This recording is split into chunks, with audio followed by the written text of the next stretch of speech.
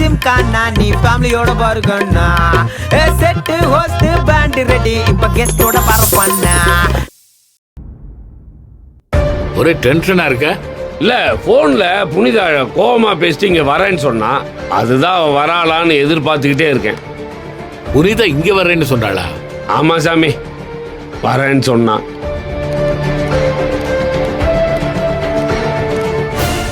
தோ புனிதாவும் கபில தம்பியுமே வந்துட்டாங்க. வாங்க.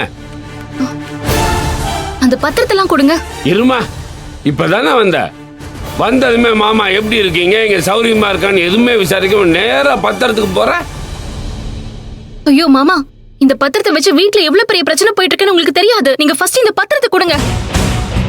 உன் வீட்டுல உனக்கும் கபிலன் தம்பிக்கும் என்ன மரியாதை கிடைக்குது, எந்த மாதிரியான அவமரியாதை கிடைக்குதுன்னு எல்லாம் எனக்கு தெரியும். எனக்கு வேற எதை பத்தியும் தெரிஞ்சுக்கணும்னு அவசியம் இல்லை. மாமா, பேசிட்டு இருக்கலாம் நேரம் இல்ல மாமா, நீங்க பத்திரத்தை கொடுங்க. எதுக்குமா இவ்வளவு பதட்டமா இருக்க?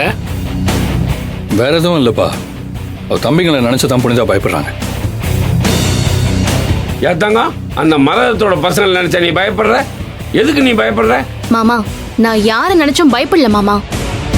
வீட்ல பத்திரம் காணும் தெரிஞ்சதும் மணிகண்டன் நீங்க தான் ஆளை வச்சு பத்திரத்தை எடுத்தீங்கன்னு சொல்லிட்டு இருக்கான்.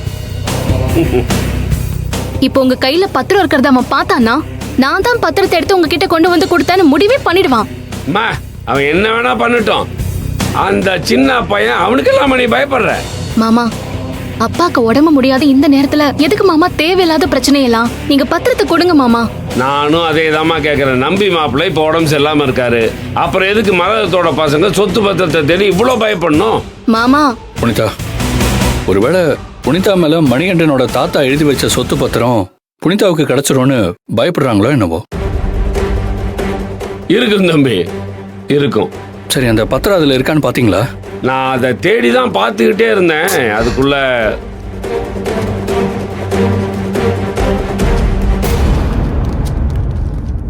சார், இவன் தான் சார்,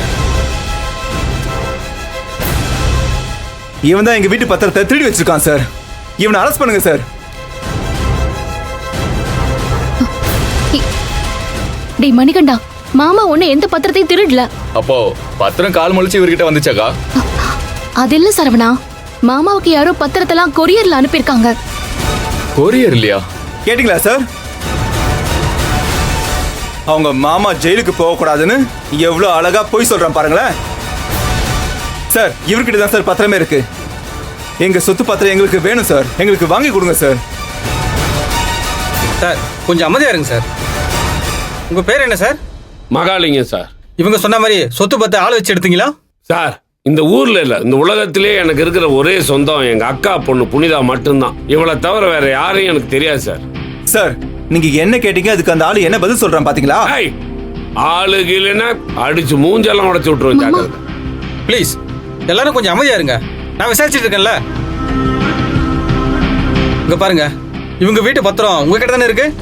ஆமாங்க, காலையில தான் எனக்கு கொரியர் வந்தது. கொரியர் இல்லையா?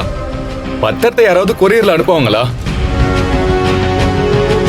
சார், எனக்கு எதுல வந்ததோ அதைத்தானே நான் சொல்ல முடியும். சார், இந்த பத்திரம் எல்லாம் கொரியர்ல தான் வந்தது. சந்தேகமா இருந்தா சாமி கிட்ட கேட்டுக்கோங்க. இதெல்லாம் நான் போலீஸ் ஸ்டேஷன்ல வச்சு விசாரிச்சுக்கிறேன். நீங்க சொத்து பத்திரிக்கை எடுத்ததா உங்க மேல கேஸ் கொடுத்துருக்காங்க. நீங்க அந்த பத்திரத்தெல்லாம் என்கிட்ட கொடுத்துருங்க. மாமா கேக்குறாங்கல்ல மாமா, கொடுங்க மாமா. பாத்தியடா சரவணா, நம்ம போலீஸோட வரவும் மேடம் எதுவுமே தெரியாம நடிச்சிட்டு இருக்காங்க பாரு.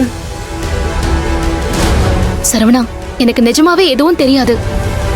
மாமாவுக்கு இந்த பத்திரத்தை யார் அனுப்புனாங்கன்னு எதுவுமே எனக்கு தெரியாது. சார், பத்திரத்தை முதல்ல அந்த ஆளு கிட்ட இருந்து வாங்கி கொடுக்க சொல்லுங்க சார்.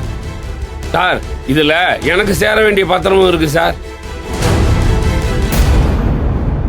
என்னது, உன்னோட பத்திரமா? நல்லா கதை விடுறியே. அது எங்க சொத்து, அதுல உனக்கு என்ன உரிமை இருக்கு? டேய், எனக்கும் உரிமை இருக்குடா. அதை நான் கோர்ட்ல சொல்லிக்கிறேன். சார், இந்த பத்திரத்தெல்லாம் நான் கோர்ட்ல ஒப்படைச்சிடுறேன். இந்த கேஸ் முடிகிற வரைக்கும் இந்த பத்திரம் கோர்ட்டில் தான் இருக்கும். சார், நீங்க எது வந்தாலும் கோர்ட்டில் பாத்துங்க. அதை நான் எழுதி தரேன். அதுக்கு சம்மதம்னு சொல்லி நீங்க எல்லாரும் கைது போடுங்க. என்னடா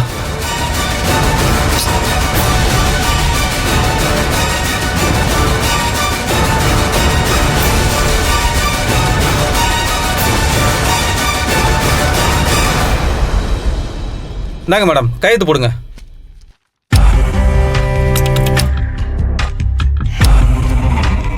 இந்தாங்க சார், நீங்களும் கையெழுத்து போடுங்க.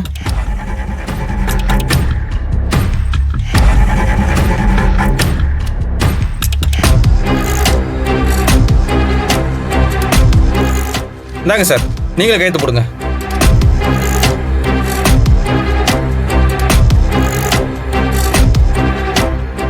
பத்திரத்தை கொடுங்க சார். சார், வேற எதுவும் தகவல் இருந்தா நான் சொல்றேன் சார். சரி. புரியுதுங்களா? வரேன், வாங்க போலாம்.